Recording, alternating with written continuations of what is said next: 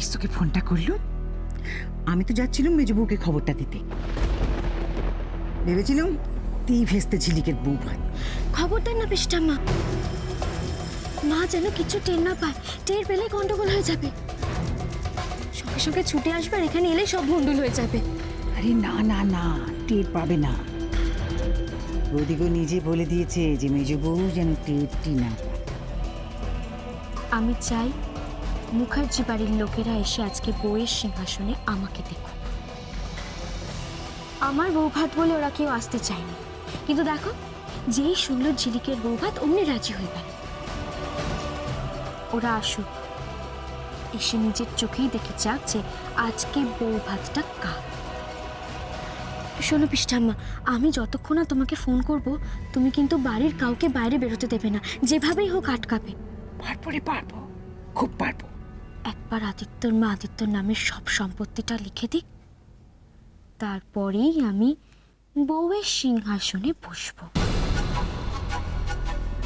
তুমি পারবে না এটুকু খেয়াল রাখতে? বলো। রাখবো রে ফুলকি, খেয়াল রাখবো। কিন্তু ফুলকি, তুইও একটু খেয়াল রাখিস। তুমি ভেবো না পিস্টাম্মা, মুখার্জি বাড়ি তোমার কাছে কতটা নিজের আমি জানি না, কিন্তু আজকের পর থেকে এই রায়চৌধুরী বাড়িকেও তুমি নিজের বলেই ধরে নিও। তোমার ফুলকির দরজা তোমার জন্য চিরকাল খোলা।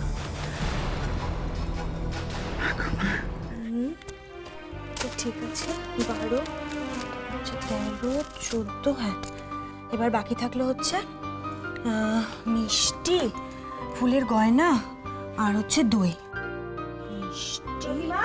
ও প্রতিমা, এ বাবা, তুমি একা একা সব তত্ত্ব সাজিয়ে ফেলেছো। কি করব বলো? তোমরা তো আর কেউ এলে না, সেই জন্য আমাকে একা একাই সাজাতে হলো। আচ্ছা, এই তো এসে গেছি, এবার বলো আর কি কি বাকি আছে। না না না, আমি সব করে নিয়েছি, আমি সব গুছিয়ে নিয়েছি, আর কিছু লাগবে না। শুধু ওই দই, মিষ্টি আর ফুলের গয়না।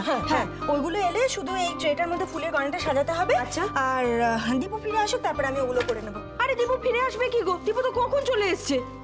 কি? দীপু ফিরে এসছে? দীপু ফিরে এসছে? আরে তুমি দাঁড়াও দাঁড়াও দাঁড়াও, আমি ডেকে দিচ্ছি। এই দীপু, দীপু একবার এদিকে আয় না। দীপু, ওই না, তোমার দীপু এসে গেছে।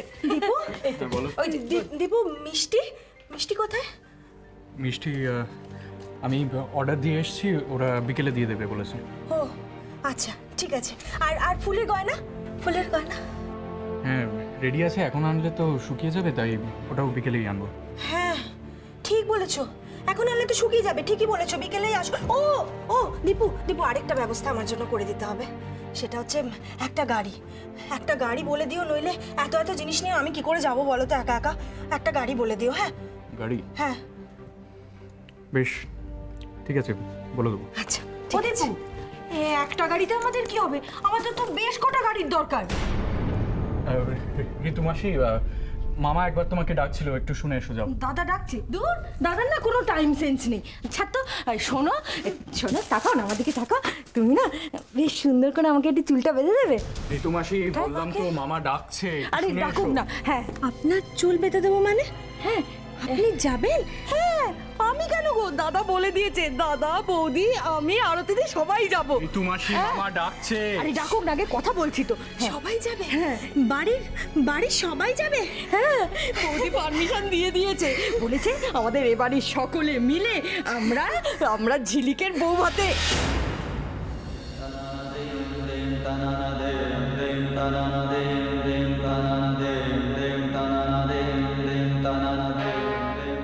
কি কি বললেন আপনি? কি বললেন আপনি? কার বৌভাত বললেন? ও ও, কিছু না মেজো বৌদি। ও ঋতু মাসি কি বলতে কি বলেছে, তুমি যাও না, মামা ডাকছে বললাম তো। না না, উনি তো বললেন এক্ষুনি তো। কি বললেন আপনি? কার বৌভাতে যাবেন? আমি তো কিছু বলিনি। কিরে দীপু, আমি কি বলেছি? আমি তো তুমি প্লিজ যাও ঋতু মাসি।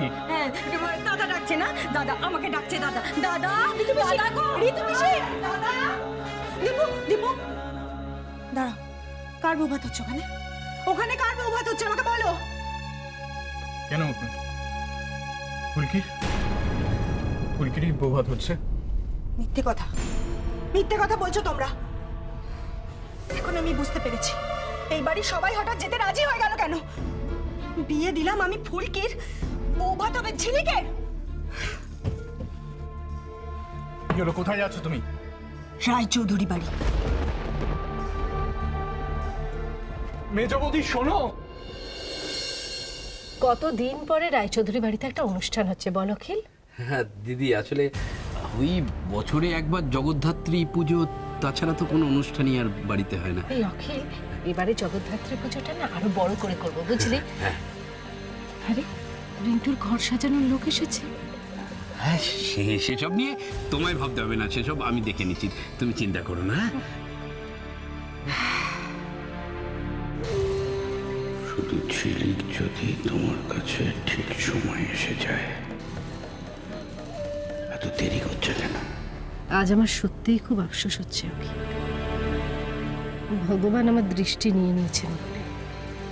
ভাগ্যের চোখ নষ্ট, তাই তুমি বেঁচে আছো দিদি, নইলে একবার ভগবান যদি আমার দৃষ্টি দিতেন তাহলে আমি চোখ ভরে একবার সব দেখে নিতাম। সত্যিই আফসোস হচ্ছে আজকে। কে? আমি মা। হ্যাঁ রে, তোর এত তাড়াতাড়ি সাজা হয়ে গেল? সাজাই বটে, ঝিলিকে সাজা কি এত তাড়াতাড়ি শেষ হবে? না, সাজা হয়নি। তাহলে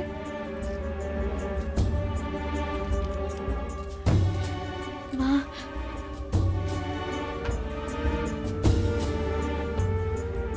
কি হলো? মা, তোমাকে একটা কথা বলার ছিল। অখিল, হ্যাঁ দিদি, আমি যাচ্ছি।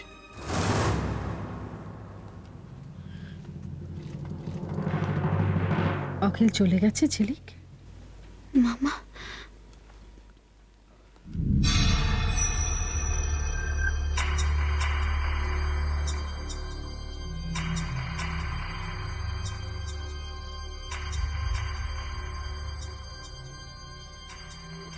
চলে গেছে। বল।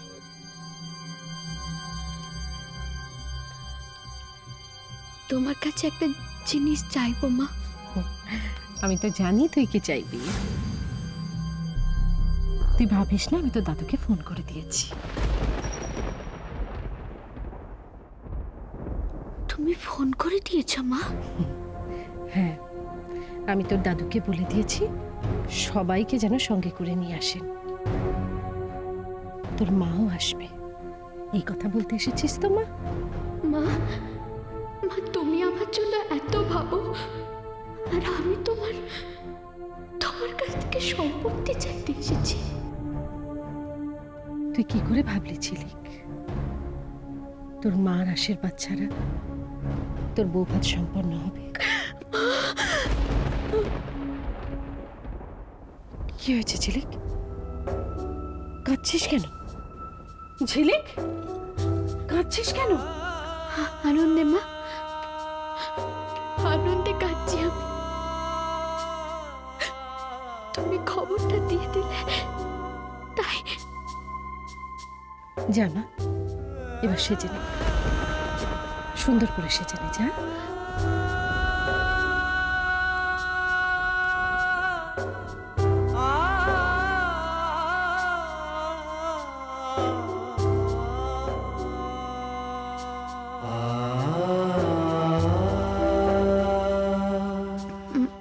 মা, তোমার কাছে একটা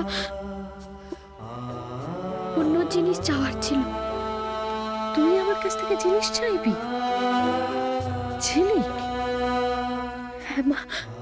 আজ দেখছি আমার ভাগ্যটা সত্যিই ভালো। ঝিলিক আমার কাছে জিনিস চাইতে এসেছে। কি চাইবি বল? কি চাইতো বল? তুই যা চাইবি আমি তোকে তাই দেব, বল। তুমি কথা দিয়েছিলে না বিয়ের পরে সব সব সম্পত্তি তুমি আদিত্য বাবুর নামে করে দেবে?